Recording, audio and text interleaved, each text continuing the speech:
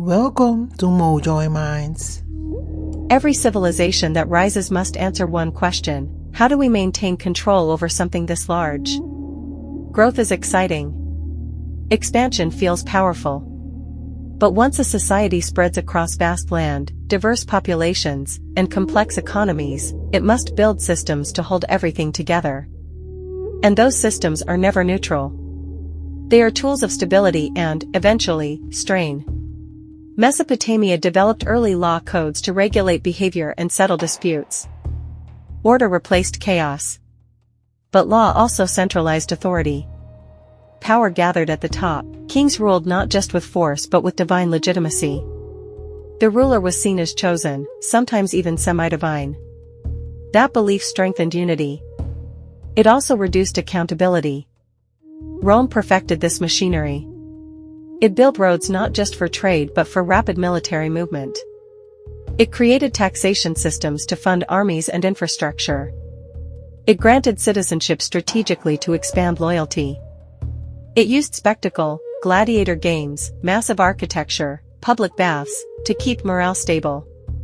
It developed bureaucracy to administer distant provinces. These tools worked for centuries. But here is the tension: the same systems that create strength can also create pressure. High taxation can fund an empire, but it can also exhaust its citizens. A powerful military can defend borders, but it can also become politically dominant.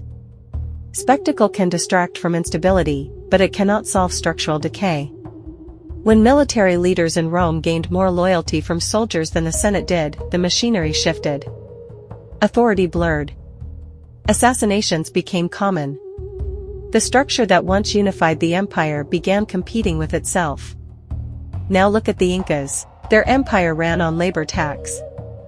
Instead of currency, citizens gave time and physical work to the state. That labor built mountain roads, terraces, bridges, and administrative centers. It was efficient and collective. But expansion meant more conquered peoples forced into the system. Tribute was mandatory. Allegiance was often strategic, not heartfelt. Control held until civil war broke out. When leadership fractured, the administrative strength could not compensate for internal division. The machinery required unity to function. Without it, the system slowed, then cracked. The Aztecs relied heavily on tribute from conquered territories. Goods, resources, even captives were funneled toward the capital. Tenochtitlan flourished because surrounding regions fed it. That structure created wealth and military dominance. It also created resentment. So when external forces arrived, many subjugated tribes did not defend the empire. They saw opportunity. Medieval Europe operated differently but followed similar logic. After Rome's fall, feudal systems emerged. Kings granted land to nobles. Nobles provided soldiers. Peasants worked the land and paid rent. The church offered spiritual authority and often political influence. Guilds regulated trade. Every level had obligations. Feudalism created localized stability in a fragmented world. But it also locked people into rigid hierarchies. Serfs had little mobility. Power clustered among landowners and clergy. When famine, plague, or war struck, the lower classes bore the heaviest burden. The Black Death did not invent instability. It exposed it. Labor shortages shifted economic power. Social structures were forced to adjust. Control mechanisms that once seemed permanent became negotiable. If you appreciate this kind of breakdown, where we examine systems instead of personalities, support the channel. Like, share, subscribe, and drop your thoughts in the comments. Which control structure do you think was the most sustainable? Let's keep the discussion analytical, not emotional. Now step back and look at the pattern. Civilizations build control through military force, economic systems, religious legitimacy, and social hierarchy. These tools create order. But they also create dependency. The larger the system grows, the more maintenance it requires. Overexpansion stretches supply lines. Centralized authority slows decision-making. Inequality breeds quiet resentment. Bureaucracy thickens. Innovation slows when stability becomes more important than adaptation.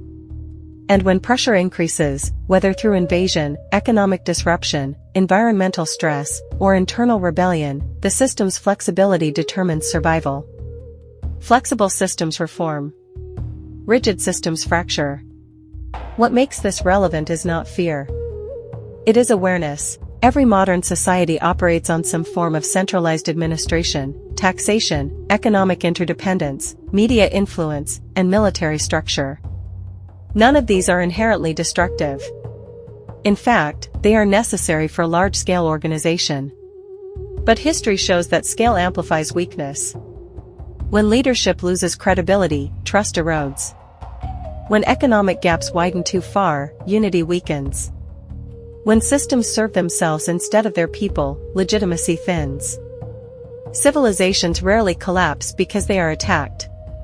They collapse because they cannot absorb pressure anymore. Part 3 will examine the final stage, what collapse actually looks like.